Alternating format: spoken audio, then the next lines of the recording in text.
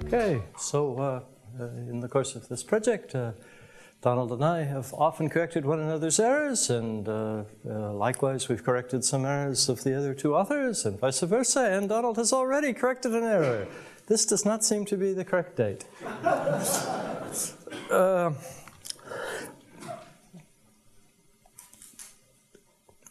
Okay, so of course, thanks to the organizers for inviting us to come and explain all of this. It's makes me very nervous to have to talk to everybody, but of course it's nice to think that at least some of you are actually interested in hearing what we have to say. And so I think my talk is going to be slower and less detailed than Donald's, which is probably wrong for some of you and right for others. So you can't hit everyone. So just to recall the basic idea, we're looking for discrete groups in PU21, which are torsion-free, have finite abelianization and covolume 1. And this first condition tells you that the quotient of the associated ball quotient will be a compact complex surface, possibly with singularities. The second one means that it will not have singularities. The third one means that the first Betti number is 0, therefore also the third. And the last one says that the Euler characteristic will be 3. And if you put all of these things together, you have a fake plane. So those conclusions are all relatively elementary. This business that the covolume and the Euler characteristic are proportional is an interesting theorem. I mean, apparently Gauss proved the first theorem of that sort. Now there are deeper results which imply that all the fake planes arise in this way. So if we're looking for fake planes, we're looking for this sort of group. And then there's this result of Young and Klingler's, which says that the group has to be an arithmetic group. It's just a summary of what the whole project is about. Okay, so in the paper of Prasad and Young, what they give is a short list of possibilities, not exactly for the subgroup pi, but for maximal subgroups, that is maximal arithmetic subgroups, gamma bar, which might contain such a pi. Okay?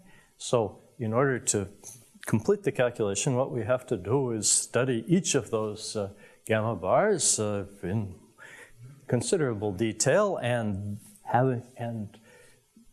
eventually we get to the point where we can identify the subgroups of those gamma bar, which are the pi's that we're looking for. So everything I'm talking about today, and also everything that Donald talked about yesterday, has to do with understanding gamma bar. The pi shows up only at the end, after we've understood gamma bar well. Okay, now their success in making that short list depends on a covolume calculation that comes out of Prasad's covolume formula, which is this paper. And the project was started at the beginning because they understood that the covolume formula might be useful, and it was useful. Now, in their paper, this one, they also showed the existence of some, but not all of the fake planes arising from these groups gamma bar. That is, they were able to identify some subgroups pi that had all the desired properties, but they weren't able to, they didn't know about all of them. Their methods were not sufficient for that. Now, it is a remarkable thing that this paper, which is really makes huge progress in the whole question of fake planes, they were able to do all of this without ever finding a single element of any gamma bar except for the identity. The theory of arithmetic groups is so advanced, the machinery is so powerful that they were able to do all of this thinking about these groups in terms of certain descriptions of the groups, but not descriptions sufficient to actually name any particular element. Whereas in order to finish the project, we actually had to find elements, and well, as you could understand from Donald's talk, there was quite a lot of calculation involved in that, you know. I mean, he's explained the first of 5 steps necessary to do that, and that was fairly complicated. So,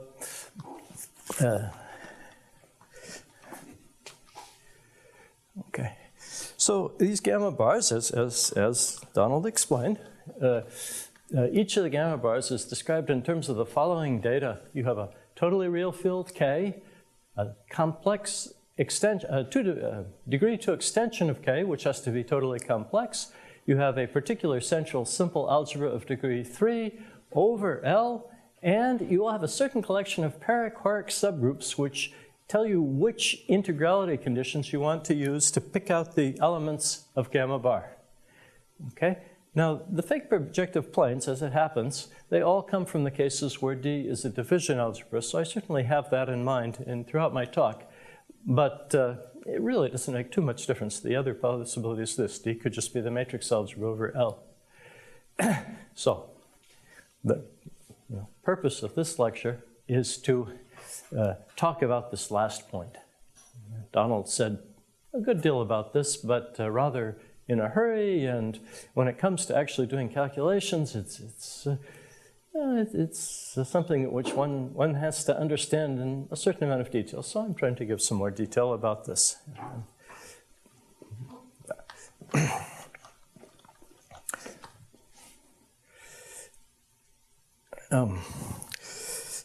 However, first I'm just going to review some of the things that Donald said because of the purposes of these Ds. All the Ds involved came with involutions of the second kind, meaning Donald said exactly this yesterday, that it's involution, anti-automorphism, and also antilinear. Here for C and L, C bar corresponds to the non-trivial Galois automorphism of L over K, naturally, or if you insert L in the complex numbers, it just means taking the ordinary complex conjugate.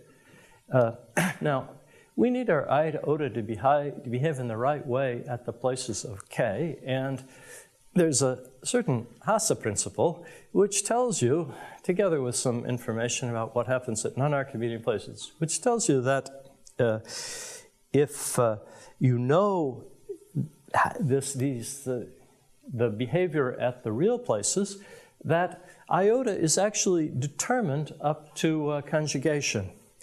So this is why, in their paper, Prasad and Jung didn't have to find any specific involution. They just had to say, we want, one of the involutions that has these properties, and of course they had to choose division algebras such that such involutions existed, but they didn't actually have to give any further information. Up to conjugation, there's only one of these, and this sort of business shows up in a few places here. That they gave really not very much information, but in any detail, but it's not necessary because any choices that they would make would not really have any effect. Contrariwise, to actually find specific elements of the group, we have to make all those choices, and that's what some of the calculations that have been described and some of the calculations which will be described have to do with, is making specific choices. So, for instance, the specific choice of iota. Now,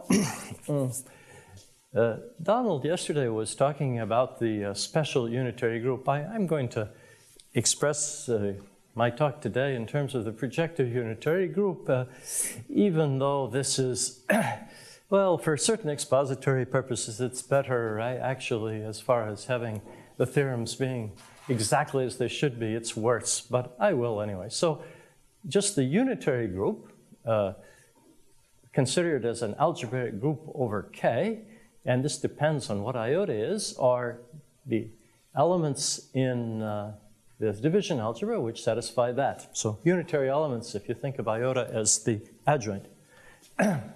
So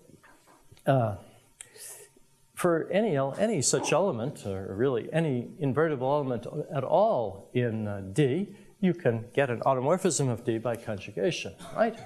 And if the element is unitary, one checks that that conjugation has this simple property. It commutes with iota. Yeah, very simple calculation there, which holds also for ordinary unitary matrices with the ordinary adjoint. And so this gives us a map from the unitary group to what I'd call the projective unitary group, defined as follows. These are L linear automorphisms of D with, which commute with iota. Okay? So the Skolem-Noether theorem says that any L linear automorphism D is inner. And based on that, you can see that any such C, any automorphism D, which commutes with iota, in fact, is Cx for some x in U of k. Now, which elements in U of k turn into the trivial automorphism? Well, naturally, they're the ones which are central elements.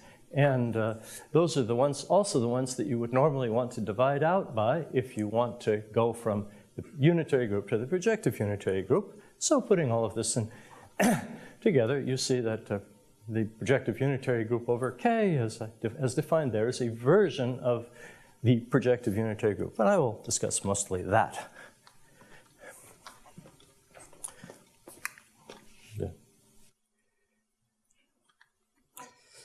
Now, and now I have a few slides to discuss what happens when we take that, that projective unitary group and localize it a place of K.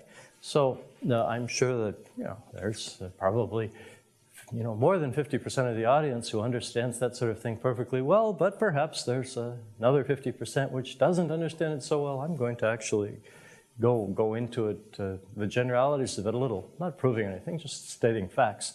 So first of all, you consider a place of K. Now, if there's anyone here who really doesn't know about this number theory, when you have a so-called place, what it gives is a mapping from K into a local field. So the basic example is Q. One place is called the infinite place, and in that case, the mapping maps from Q to R. It's that map. Whereas the other places correspond to rational primes P, and in that case, the map is from Q into the p-adic numbers. Okay? And if K is not Q, but something a little bigger than Q, a number field, then you have an analogous situation, although the list of places is not the same. Okay? So everything I know about this whole story comes from this one book, which so if someone doesn't know this and needs to know it, this is a good place to look. And as a matter of fact, that same book also has an excellent exposition on central simple algebras over number fields, central simple algebras over local fields. So it's one of the few books which I've really studied, and as it happened, it has a lot of the things needed for this project.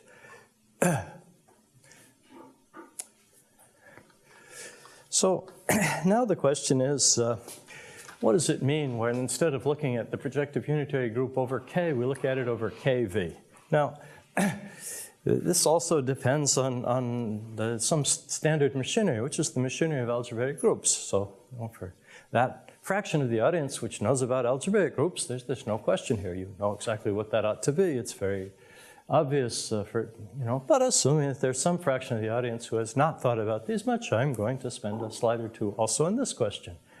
And also for this, I give a reference. This is not the most complete book on the subject, but it's relatively thin, and it does explain a lot of things, including what linear algebraic groups are. So if we want to so to speak, localize PU at the place V, well, the first thing is to ask what is we find a version of D localized at V, which is this tensor product.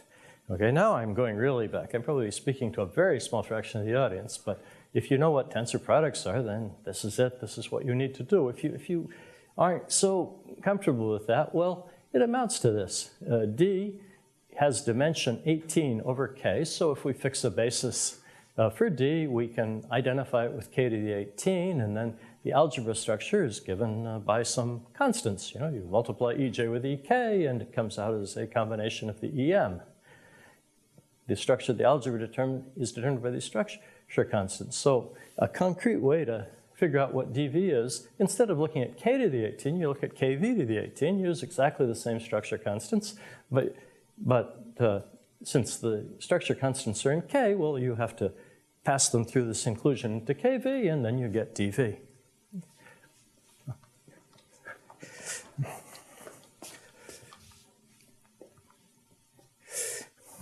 Now, you can do exactly the same thing with L, and when you put that together, you end up with, instead of K, which is inside L, which is inside D, you get KV inside LV inside DV, always with degree 2 here, dimension 2 here, dimension 18 here, dimension 9 here. Now, also the maps, the map iota can be turned into a map iota v from dv to dv. So in terms of tensor products, it's just a question of tensoring the original iota with the identity map on kv, or more concretely, if you think of IV as a kv linear map from D to D, then it's the map which has the same matrix as the original map iota, just that we have to treat the matrix entries as elements of kv instead of elements of k. And likewise, the conjugation map on L gives rise to a conjugation map from LV to LV, and then you see that iota v is an involution of the second kind of this algebra relative to that conjugation. So about the only thing which might be slightly surprising, but in fact Donald has already gone into this in more detail, is although D is a central simple algebra, dV isn't always a central simple algebra. There's more often in half the case, approximately sort of half the cases, it turns out to be the sum of two different central simple algebras. But other than that, the situation remains more or less the same. Likewise, LV may not be a field. It may be the direct sum of two fields. So then, in order to define, the PU localized at V, so PU of KV instead of PU, it's just the same definition as before, except we work with DV, and we want our automorphisms to be LV linear, and we want them to commute with iota V. So you just change every constant which is a constant in every number which is a number in K, you turn into a number in KV. And every variable which took values in K becomes a variable which takes values in KV, and then you've localized. Okay, so there's a natural inclusion like this, induced by this inclusion here. So this is the story of how you localize a linear algebraic group at a place, or really just this one specific linear algebraic group. So let us consider the case where KV is R. So simplest possible case is that K itself is Q, and this is the infinite place of Q, and you have K in KV, which is just Q into R. Well, what's LV then? Well, LV will be the complex numbers, and that is because in all of these cases, it was one of the criterion that you needed to use to find these. L will be totally complex, which means exactly this, that LV will turn out to be the complex numbers. And dV is then a central simple algebra over C. There are no division algebras over C of degree 3, and therefore it's this.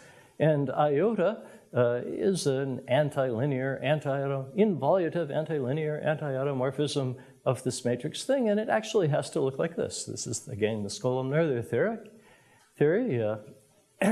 And, well, then if you look at, with this definition for iota, I should have written iota v there.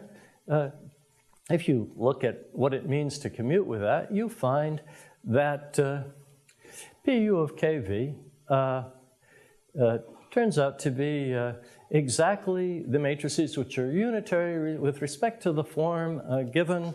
I guess I didn't bother to write this down anywhere. Not with respect to the completely standard form, with respect to the form u v f equals u star f v. Okay. But the point is that the localized version of this thing is going to be either pu of 3 or pu of 2, 1. And how do you know which one? Well, it depends on the signature of f. And this is why in some of the calculations that Donald was describing yesterday, he points out how we went to the trouble of choosing our iota in such a way that f had the right signature. Okay? What does it mean to have the right signature? Again, this is something Donald has already said. If we want to have an arithmetic subgroup of pu21 from this sort of construction, for one of the real places, it has to be that pu of kv is pu21, and for any other real place, it has to be pu of 3. Now, in fact, the fields in this list are either q or of degree 2 over q, so in fact there's at most one place of the second sort. But if there is a second place, this is what you want. Okay.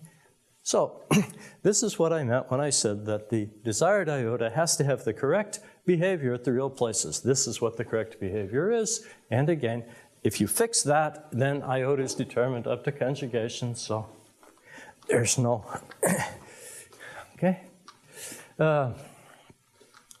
Now, in particular, from this we get an embedding of PUK and PU of 2, 1, and this is the sense in which these groups, which Donald has begun to discuss, which are groups, sort of algebraic objects with entries in this, division algebra, which is a very algebraic thing, are actually converted into ordinary matrices in PU 2, 1. Okay, and so if we find a gamma bar, we can find our gamma bar inside PU of k, and it's also inside PU 2, 1. This is how we get our group gamma bar in PU 2, 1. So PU of k is what is called a k form of PU 2, 1, although I may be abusing language a bit there, but it's, if this is the real group that we're interested in, we choose our k, and then we find this more algebraic object which sort of matches up with PU 2, 1. So, for instance, if k is q, then PU of q is what might be called a rational form of PU 2, 1. Now, to get an arithmetic subgroup, which is discrete, we don't want just matrices with, so to speak, rational entries. We want matrices with integral entries. That's an odd way of describing it, but not entirely out. So we want to find an integral form of PU 2, 1. This is where these choice of parachorics comes in, and so the actual objective of this talk is to make it as clear as possible what the general idea is in the choice of those parachorics. Okay, so if we have a number field k, then OK is the standard notation for the ring of algebraic integers in k. And we have that an element is in OK if and only if whenever you stick x into one of the kv, it's integral in kv. Those for the non-Archimedean places, the p-adic places, not for the real place where that's not really meaningful. So what does it mean when k equals q? It says that a rational number is integral if and only if separately for each prime p, you can write it without using any factor of p in the denominator. Well, that's true. But if your field k is something bigger than q, it turns out that way of thinking about things can really be useful. It's not so easy to think of everything in terms of fractions. Now, if we fix the basis for d over k, then this gives us the bijection for from D to k to the 18th. And the idea that we want for gamma bar is that we're going to ask for element C in PU of k, which take integral elements in k to the 18th to other integral elements, okay? And vice versa. Recall that with the definition I was using for PU, every element of PU was an automorphism of D, so this is a reasonable thing to ask for. So we're just thinking of these things as linear maps on D, which is 18-dimensional over K, we're asking that it takes integral matrices to integral matrices, so we're just asking that the matrices for C and C inverse, those would be matrices, square matrices of side 18, they ought to have integral entries. This is how you get an arithmetic subgroup. You ask for integral entries. However, there is a big ambiguity here that naturally a D has many bases, and to ask for C to be integral with respect to one basis is not the same as asking to be integral with respect to another. So as it turns out, if you change the basis, you just pass from one group to another commensurable group. So if you're only interested in commensurability classes, then this is enough to say. But if you want specific ones, in fact, if you want the maximal ones, which Prasad and Young have listed, you need to make this basis just the right basis, okay?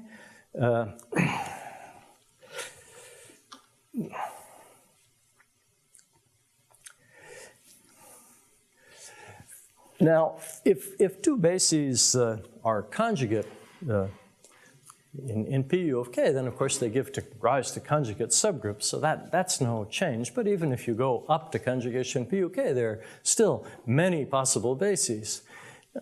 Also, some of these give rise to maximal arithmetic subgroups, but many of them give rise to, most of them give rise to subgroups which are not maximal. So this seems to be a terrible mess. How can one ever find the right basis? Well, fortunately, we don't really need to, but the fact that that is so, it's this relatively old theory of arithmetic groups, it turns out that instead of actually trying to find the basis in the form I gave it, you do something which is actually equivalent.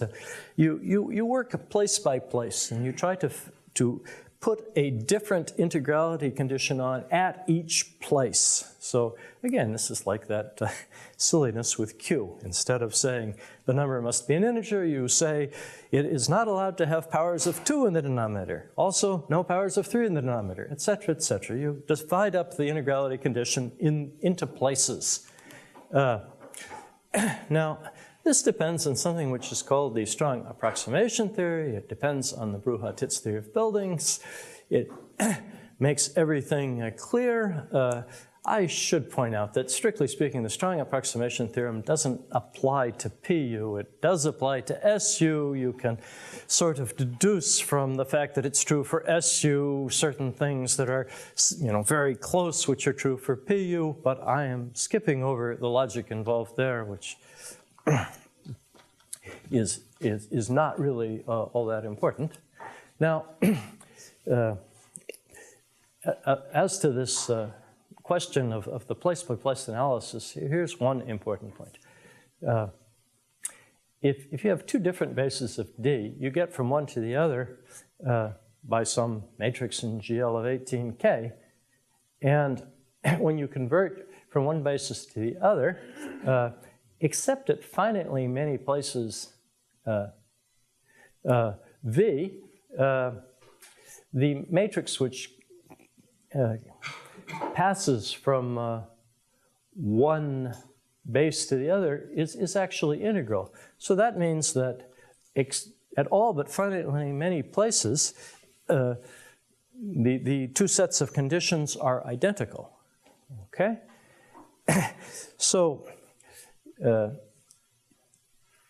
what the strong approximation theorem tells us is that as long as you adjust your condition at only finitely many places, you can find a new basis that gives you exactly those conditions.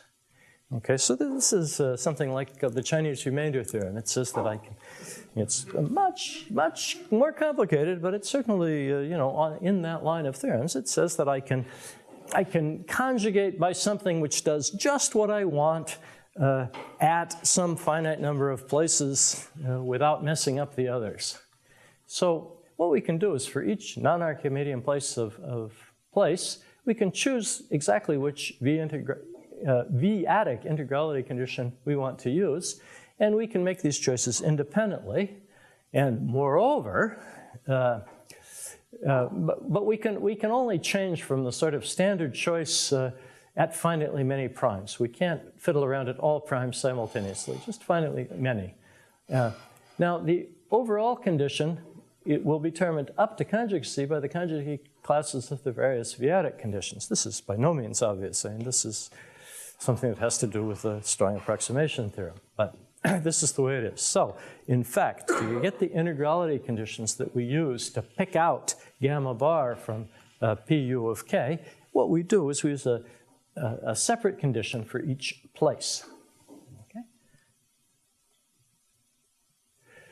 Okay. So the integrality condition of the place v can be defined in terms of a subgroup, Pv and Pukv, and what we're asking is that that when we have an element in Pu of k, when we insert that into Pu of kv, it ought to lie in Pv. So these groups Pv are, well, we just need to choose the right groups Pv inside Pukv. So if we want to get an arithmetic subgroup, we have to choose all the Pv as compact open. And to get a maximal arithmetic subgroup, what we have to do is to choose the Pv maximal compact. On the list of Prasad and Young, the PVs to be used are actually specified. Each entry on their list tells us what sort of PV we want to use at each place. And it turns out that although there are some other maximal compact subgroups in Pu of kv, the ones that they have are always the ones known as para-Hark subgroups. And so to understand what needs to be done, let me tell you a bit more about how these para-Hark subgroups work.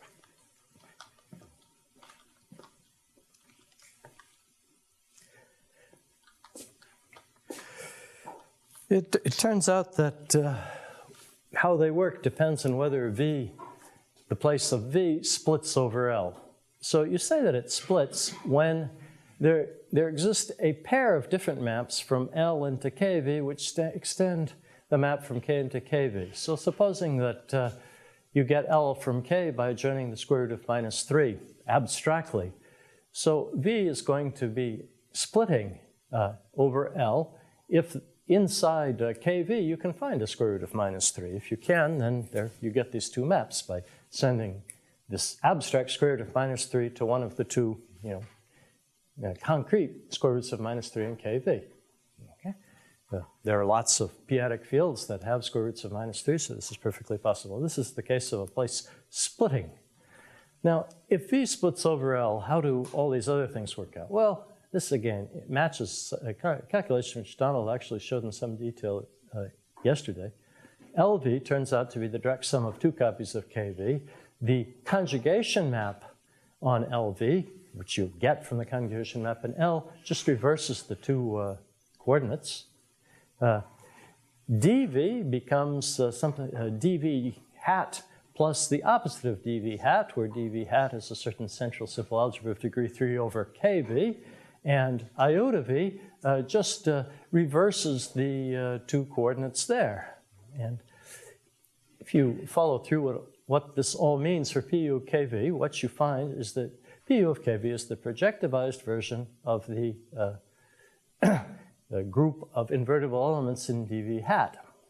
Okay? Okay. Now, what is PV going to be? First case, case A. V splits over L, and dV hat is a division algebra. Well, in this case, it turns out that Pu of kV, which would be the projectivized version of of dv cross is itself compact. And since we're looking for a maximal compact subgroup, we just have to take PV to be all of PU of KV. So this means that at that kind of place, one doesn't impose any condition, as the condition is trivial. Okay? So this is one thing that can happen. Now, just to recall the notation, T0 is that a set of places of this sort, and as Donald pointed out yesterday, for the items on Prasad and Young's list, there's at most one such place, and there is exactly one in the cases that give rise to finite projective planes when D is a division algebra. So there's this one place where we don't want to put any condition on. Okay, now, still sticking with V that splits, you can have that this dV check is the matrix algebra. So in this case, again, looking at what all the definitions mean, you see that PU of KV is just going to be PGL3 of KV. And so it turns out that the integrality condition we want to use is the simplest one. If OV are the integral elements of KV, we take PV to be PGL3 of OV. Okay? So we just add. Now, equivalently, OV cubed is a OV submodule of KV cubed. It's called a lattice, L, and one can define PV as the image in PGL of those matrices which preserve L. Okay? So a lattice is by definition a free OV submodule. There's a mistake, a little mistake in the typeface, with a 3-element basis. So all lattices are in a single orbit under GL3KV, and so if one changes from one lattice to another in the definition of PV, it's just conjugating by an element of PGL3KV, PU of KV, and also on gamma bar, the effect of this change would just be to pass from a group to a conjugate group, so essentially irrelevant. So instead of exactly this condition, I could choose some other lattice, and it wouldn't change the outcome. So again, this is the facts that are necessary here are well known, but not exactly trivial. And again, it's because of facts like this that Prasad and Jung are able to specify their gamma bars without going into very much detail about what integrality conditions they want to use. In fact, at this sort of place, they always want to use this sort of integrality condition. There's up to conjugation, there's really only one possibility, so they don't really have to specify anything. Okay, now the set of lattices, a modulo scalar multiplication by scalars, give the vertex set of the so-called building of PGL3KV. So another way of describing PV is as the stabilizer of a vertex in that building. Okay, so the more you know about buildings, the easier it is to think about all these things, but actually this comment is not necessary for what I said previously. Okay, case C. There are only 4 cases, but there are 4. So V doesn't split over L. Okay. Now in this case, there is a choice. One can choose a type 1 parahoric, PV type 1, or type 2. So describe what these two things are. So when V doesn't split, it means there's exactly one place of L which lies over V, and call that also V, abusive notation. So if we define LV as this tensor product, as we did before, LV is a field, and it comes equipped with a map from L into LV, and that is indeed the map associated with the place V of L. So the abusive notation, it doesn't, works out properly there. And LV over KV is dimension 2, and the conjugation map on LV is the non-trivial automorphism. Okay? So this is actually what happened at the real place. We had LV was C and KV was R. So dV is a central simple algebra of degree 3 over LV. The fact that we're looking at a central simple algebra that admits an involution of the second kind means that that dV and dV op have to be isomorphic. For a division algebra of degree 3 over a non-Archimedean local field, that's impossible. So in fact, given that V doesn't split, we can be sure that dV is the matrix algebra over LV. And the iota V map, just as in the real case, turns out it has to look like this. Okay, it has to be the involution corresponding to some inner product on a sesquilinear inner product on LV. Here by X star I mean the usual conjugate adjoint, but conjugate transpose. But to take the conjugate, we have to use this map LV. This. Okay. And F is going to be a self-adjoint matrix there. So again, this is exactly what happened at the real place if you work through the definitions, but here nothing difficult is required. You see that PU of KV in this case, it's really turns out to be a certain projective unitary group acting LV cubed, specifically projective unitary relative to a certain inner product, which is actually the same inner product that I wrote over there for the real case. Now, whereas for the real case, even up to conjugacy, there are more than one class of inner product. This is not true over non-Archimedean local fields. So actually, we could change the basis in a way that would let us use F equals the identity. But this is not a point that was of any importance in practice. It's just true. Now, I now have to talk about what a dual lattice is. Take a lattice in LV cubed. Its dual is defined as this. This is dual relative to that inner product. I want to choose those elements whose inner products with L are all integers, where here OV stands for the integral subring of LV. So it's easy to see that the dual of the dual is the dual, and also that if X is unitary, so it preserves this inner product, naturally X commutes with the operation of passing to the dual.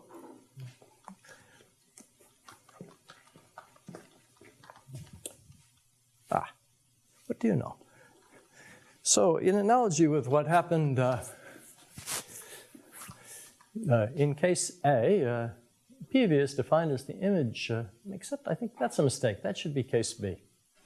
It's defined as the image there of those x's which preserve the lattice. Okay, you find unitary elements acting in LV cubed, which preserve the lattice, and you take the image of that in PU. This gives us our PV. However, as opposed to case B, where it didn't make any difference which lattice you took, in this case, in case C, it does make a difference. And indeed, so even up to conjugate, up to, or there's more than one orbit of lattice, and only some choices of that lattice give us a maximal compact PV. They all give compact PV, but not all are maximal compact.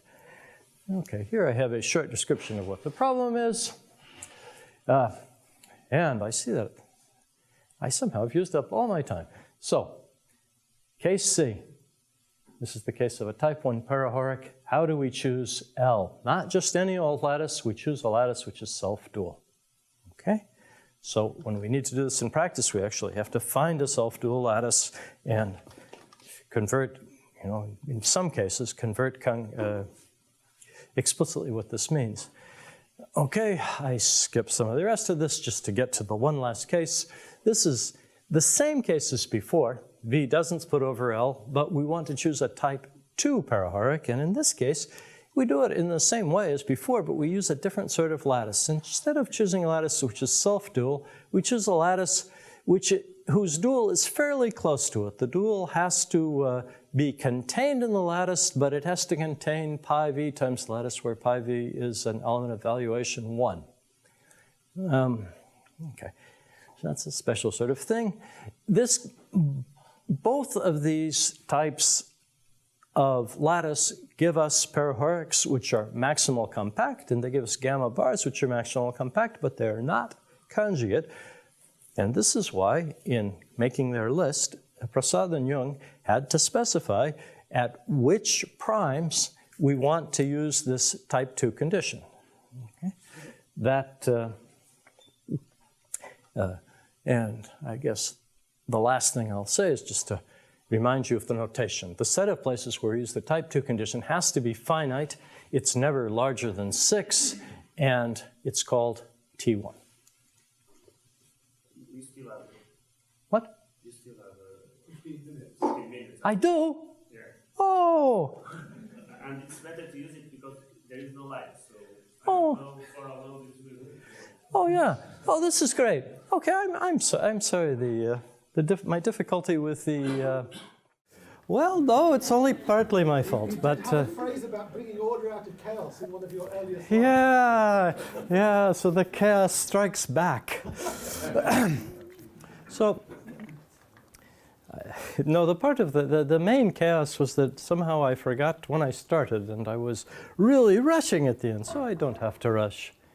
So again, the question was this: why can't we just choose, as we did in the other case, any old lattice and say that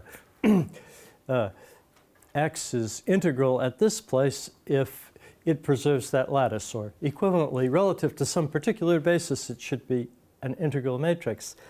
Well, here's a quick and somewhat incomplete explanation of the problem. If you stabilize L, and if you're also unitary, you stabilize the dual. So you also stabilize the sum of the two, which in fact is again a lattice. So if you make an arbitrary series of L, then the stabilizer of this sum is actually a larger group than the stabilizer of L, or at least it can be. And if it is, then it means the stabilizer of L is not maximal compact. So we have to choose L just right to get a maximal compact condition out of this. And as I had already said, one choice, the choice which we call the choice of a type 1 parahoric, is to choose L to be self-dual. Okay?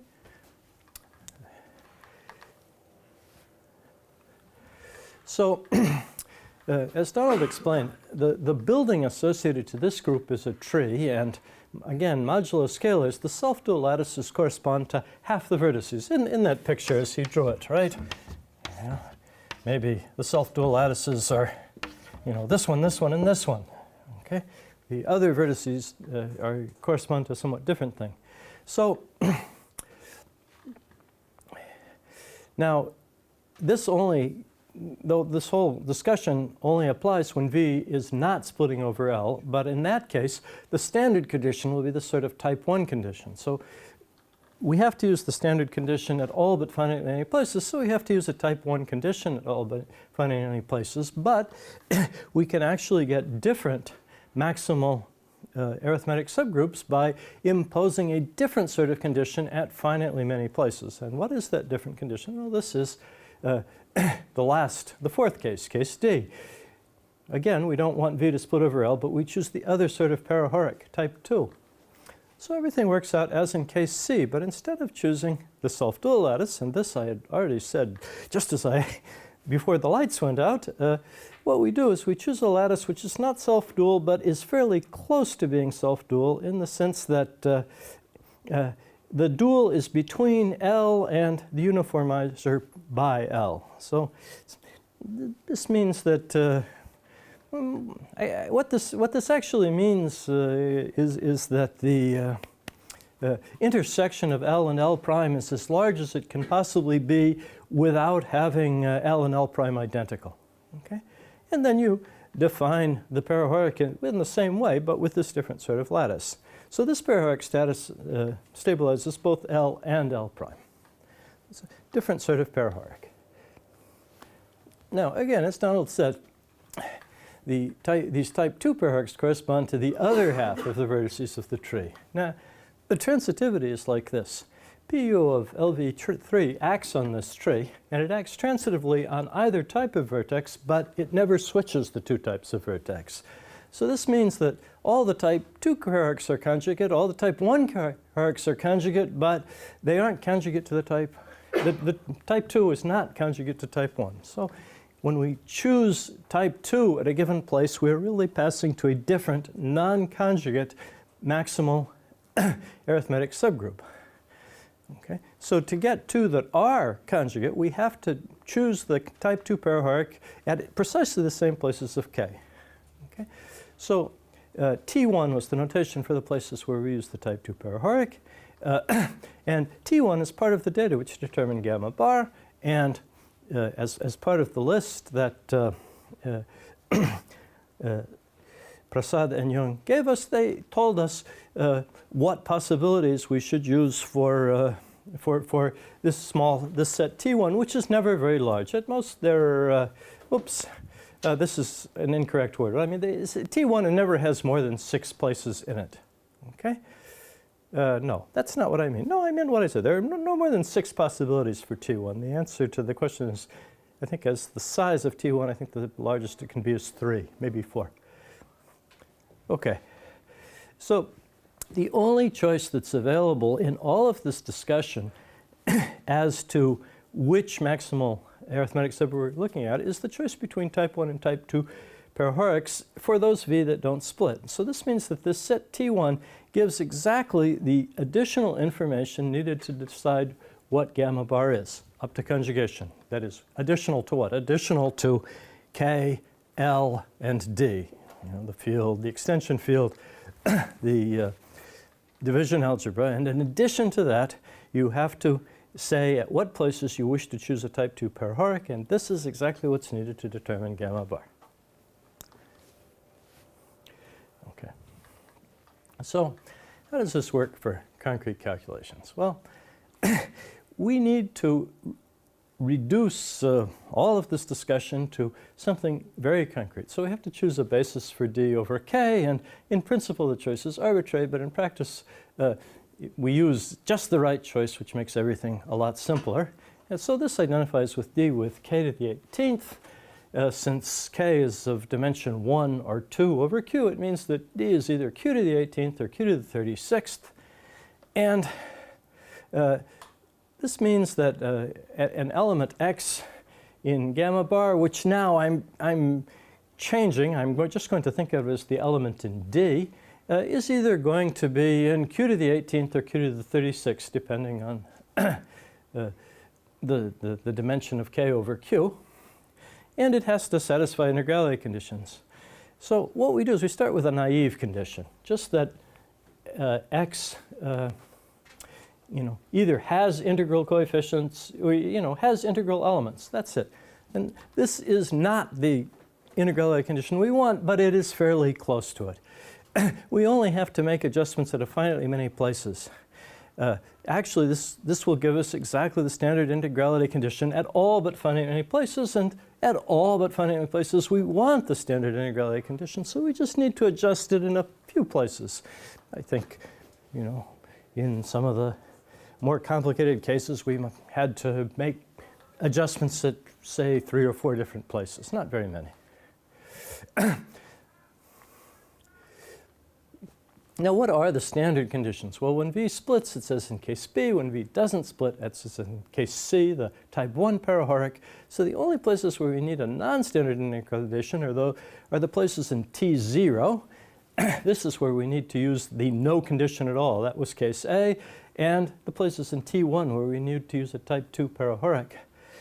So for the place that's in T0, and it's really just one place, this always turns out to correspond to a rational prime P, and no condition at all is used. This means that instead of asking X to have its entries in Z, we can ask it to have entries with only P's in the denominator. But it turns out that the number of P's in the denominator is never very large, so what you can do is you can ask that after multiplying by, say, P to the 4x, you want to have integral entries. P to the 4 is big enough, right? Do you remember how much you had to use? Probably P to the 2 is enough. Yeah, probably P to the 2 is enough. I exaggerated a bit.